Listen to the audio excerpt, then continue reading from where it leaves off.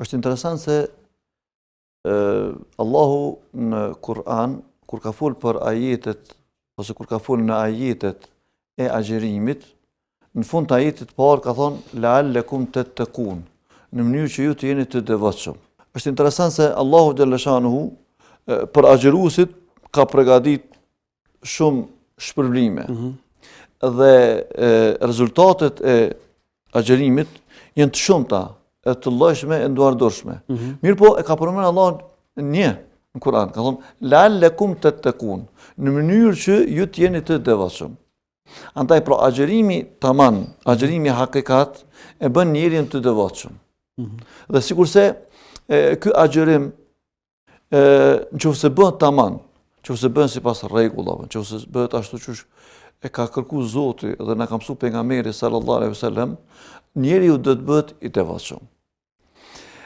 Pastaj sa njeri është më i përkushtuar ndaj agjerimit, çka ka edhe atë gradën e takvallahut. Qysh me përkushtuar ndaj agjerimit?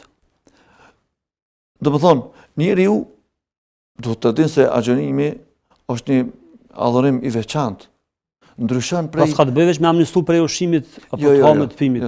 Do të thonë, agjerimi është një adhurim i veçantë. Fillimisht është një adhurim i pakpotshëm prej syfyrit e deri në iftar. Për shembull, na falmi namaz. Sa zgjat namaz? 5 minuta, 6 minuta. E kryte namazin. Si e bën namaz? Si namaz? Ep një sadak, që aty sa t'ja ep, sa e merr ai fukaraja, u kry kjo punë. Haxhi e ka një kohë caktune. Pra, kurse në agjerim, ti je në adhurim prej syfyrit, e deri në iftar, edhe që tash na jena agjerushëm, na po flasim.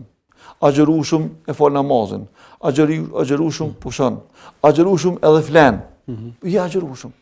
Pra, dallohet edhe agjerimi i ka ato specifikat. Është një shkollë në vete po i bie. Është një shkollë në vete.